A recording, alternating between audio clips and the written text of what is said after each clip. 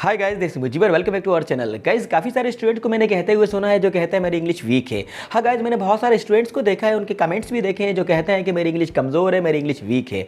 पर दोस्तों, मैं आपको बताना चाहूँगा कि आपकी इंग्लिश वीक नहीं हो सकती है, आपकी इंग्लिश कमज़ोर नहीं हो सकती है। इंग्लिश ही नहीं, चाहे वो मैथ हो, साइंस हो, कोई भी सब्जेक्ट वीक नहीं हो सकता है, बल्कि ये हो सकता है कि आप उस सब्जेक्ट में वीक हो। हाँ गाइज, आप उस सब्जेक्ट में पुअर हो सकते हैं, आप उस सब्जेक्ट में कमज़ोर हो सकते हैं। तो गाइज, अब ये कहना बंद कर दीजिए कि मेरी इंग्लिश वीक है, मेरी इंग्लिश कमज़ोर है। और दोस्तों, ये वीडियो देखने के बाद आप ये भी नहीं कहेंगे कि मेरी इंग्लिश कमज़ोर है या फिर मैं इंग्लिश में कमज़ोर हूँ। हाँ दोस्तों, क्योंकि आज मैं आपको इंग्लिश सिखाने वाला हूँ, बिल्कुल बेसिक से, बिल्कुल जीरो से। गाइज, स्टार्टिंग से हम इंग्लिश सीखने वाले हैं, क्योंकि आप लोग के बहुत सारे मैंने कमेंट्स देखे हैं, काफ़ी सारे स्टूडेंट ने मुझसे पर्सनली भी बोला है कि हमें इंग्लिश को स्टार्टिंग से सीखना है, बिल्कुल बेसिक से इंग्लिश को समझना है। तो गाइज, आप लोग के लिए ये वीडियो लेकर आ रहा हूँ जिसमें मैं इंग्लिश आपको सिखाऊंगा ABCD से, बिल्कुल जीरो से स्टार्टिंग से हम इंग्लिश सीखने वाले हैं। तो गाइज, इस वीडियो को स्टार्टिंग से लेकर एंड तक जरूर देखिए। चलिए गाइज, वीडियो को शुरू करते हैं।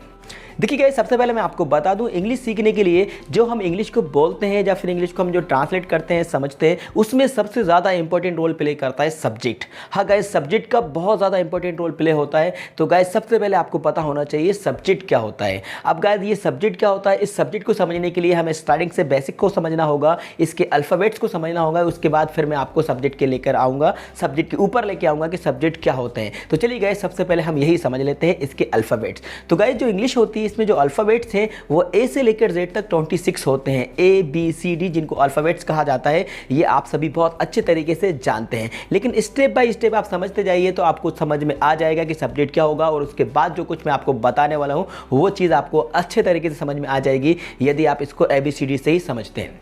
तो हम बात कर रहे थे इसके अल्फ़ाबेट्स की। तो गाइस, जो अल्फ़ाबेट्स होते हैं वो ए से लेकर जेड तक ABCD 26 होते हैं। मतलब जब आप इनको काउंट करेंगे ABC, मतलब 1 2 3, तो 26 अल्फ़ाबेट्स होते हैं। इनको 2 पार्ट्स में डिवाइड किया जाता है। अब 2 पार्ट्स में डिवाइड करते हैं तो वो कौन से होते हैं, कॉन्सोनेंट्स और वोवेल्स। जी हाँ, तो कॉन्सोनेंट्स क्या होते हैं, कॉन्सोनेंट होते हैं 21 और वोवेल्स होते हैं 5। अब आप वोवेल्स को याद रखिए, कॉन्सोनेंट को आपको याद रखने की बिल्कुल भी ज़रूरत नहीं है। तो वोवेल्स की लिस्ट में आपको दिखा दे रहा हूँ, यहाँ पे स्क्रीन पर देख सकते हैं। AEIOU, ये 5 वोवेल्स होते हैं। जी हाँ, AEIOU 5 वोवेल्स होते हैं। इसके बाद जो भी लेटर्स बचते हैं वो कहलाते हैं कॉन्सोनेंट, मतलब 21। ओके गाइज, ये वोवेल्स को याद रखना बहुत ज़्यादा ज़रूरी है, क्योंकि यही साउंड का खेल है। जी हाँ, इंग्लिश की रीडिंग के लिए, उसके साउंड के लिए आपको वोवेल्स पता होना चाहिए, क्योंकि जो साउंड बनता है वो इन्हीं वोवेल्स से ही साउंड बनता है। इसलिए आपको वोवेल्स को समझना बहुत ज़्यादा ज़रूरी है, क्योंकि जब आप आर्टिकल्स भी पढ़ेंगे, जब आप आर्टिकल्स भी समझेंगे, तब आपको पता चलेगा कि वोवेल्स कितने ज़्यादा इंपॉर्टेंट हैं, कितना ज़्यादा रोल प्ले करते हैं इंपॉर्टेंट। ओके गाइज, तो ये वोवेल्स होते हैं 5, AEIOU। ओके गाइज, अब इसके बाद एक चीज़ मैं आपको और बता दूँ कि कोई भी इंग्लिश में सबसे पहले होता है लेटर। जी हाँ गाइज, तो स्टार्टिंग यहाँ से होती है लेटर की, और लेटर से मिलकर बनता है वर्ड। अब वर्ड क्या होता है, a group of letters which makes a complete sense is called a word. जी हाँ गाइज, तो ये जो लेटर्स होते हैं, लेटर से मिलकर बनता है वर्ड, और वर्ड से मिलकर बनता है सेंटेंस। मतलब कि अ group of words which makes a complete sense is called a sentence.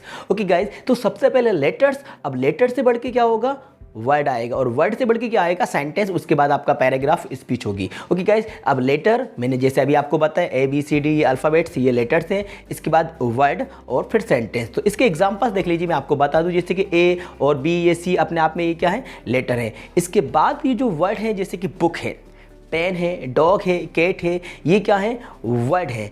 अब गाइज, इसमें एक चीज़ याद रखिए कि अभी मैंने आपसे क्या कहा कि अ group of letters which makes a complete sense is called a word. मतलब कि जो अक्षर होते हैं, जो लेटर्स होते हैं, उनके समूह को हम वर्ड कहते हैं, जिसका कोई मीनिंग निकलता है, जिसका कुछ अर्थ निकलता है। यदि मैं यहाँ पे OBOK लिख दूँ तो ये वर्ड नहीं कहलाएगा। क्यों नहीं कहलाएगा, क्योंकि इसका कुछ मीनिंग नहीं है। लेकिन यदि मैं BOOK बुक लिख दूँ तो इसका मीनिंग निकलेगा पुस्तक, और जिसको हम वर्ड कह सकते हैं। तो याद रखिएगा, वर्ड तभी कहलाएगा जब उसका कोई मीनिंग निकले, उसका कुछ अर्थ निकले। अब वर्ड से मिलकर बनेगा सेंटेंस, जैसे कि he is a good boy. तो यहाँ पे देखिए, he is a good boy, ये एक कंप्लीट सेंटेंस है, जिसका मतलब होगा वह एक अच्छा लड़का है।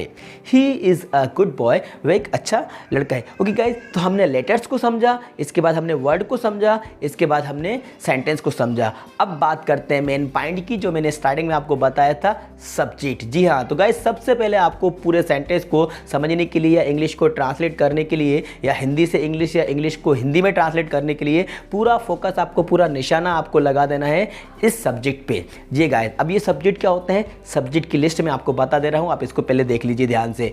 आई, you, we, they, he, she, it, ये सब्जेक्ट्स हैं जिसकी लिस्ट आपको स्क्रीन पर नज़र आ रही होगी। अब मैं वन बाय वन इनको एक्सप्लेन कराता जाऊंगा, इनका यूज़ बताता जाऊंगा और किसके साथ हमें कौन सी हेल्पिंग वर्ब का यूज़ करना है ये मैं आपको बताता जाऊंगा। तो गाइस सबसे पहले हम बात करते हैं आई की। देखिए गाइस, आई मतलब होता है मैं, या फिर इसका मतलब मुझे भी होता है आई। ओके गाइस, तो आई के साथ कौन कौन सी हेल्पिंग वर्ब का यूज़ किया जाता है ये आप देख लीजिए।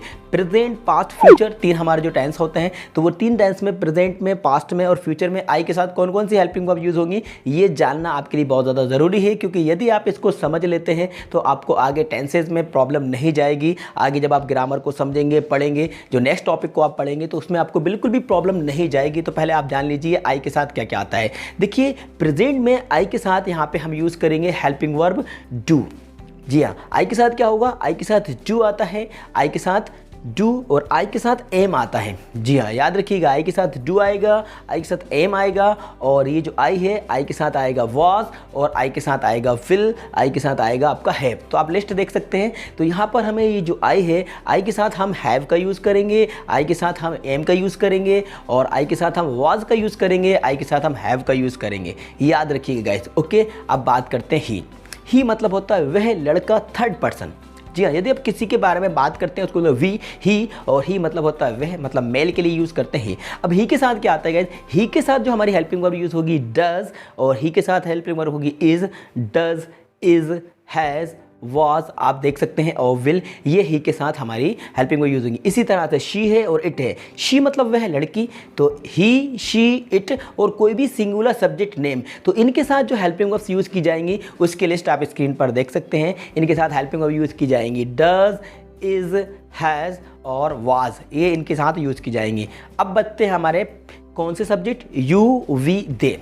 इनको आप अलग देख लीजिए। इनके साथ क्या होगा, यू, वी, दे। यू मतलब तुम, आपके लिए यूज़ करेंगे, वी हम के लिए, और दे वे सब, बहुत सारे, उनके लिए वे मतलब दे, वे उनके लिए, प्लूरल के लिए। तो यू, वी, दे, ये जो सब्जेक्ट है इनके साथ जो हेल्पिंग वर्ब यूज़ होगी गाइज, डू यूज़ होगी, आर का यूज़ करेंगे, और हम वर का यूज़ करेंगे, हैव का यूज़ करेंगे। ओके गाइज, तो ये लिस्ट आप देख सकते हैं स्क्रीन पर, जो लिस्ट आपको नज़र आ रही होगी। तो ये मैंने सब्जेक्ट को बिल्कुल क्लासीफाई कर दिया, मैंने आपको बता दिया I, you, we, they, he, she, it, name, यही सब्जेक्ट हैं, और किसके साथ कौन सी हेल्पिंग वर्ब्स यूज़ की जाएगी ये आप लिस्ट स्क्रीन पर देख सकते हैं। आप चाहें तो इस वीडियो को यहीं पॉज करके इसका स्क्रीनशॉट भी ले सकते हैं, क्योंकि गाइज यदि आप इनको समझ लेते हैं तो आपको आगे प्रॉब्लम नहीं जाएगी, क्योंकि इसके बाद मेन वर्ब को समझना बहुत आसान हो जाता है कि कौन सी मेन वर्ब किस टेंस में यूज़ की जाएगी, ये बहुत इजी हो जाता है। लेकिन प्रॉब्लम जाती है सब्जेक्ट के साथ कौन सी हेल्पिंग वर्ब में यूज़ करना रहती है। इसलिए बार बार समझने से अच्छा है आप ये चार्ट को देख लीजिए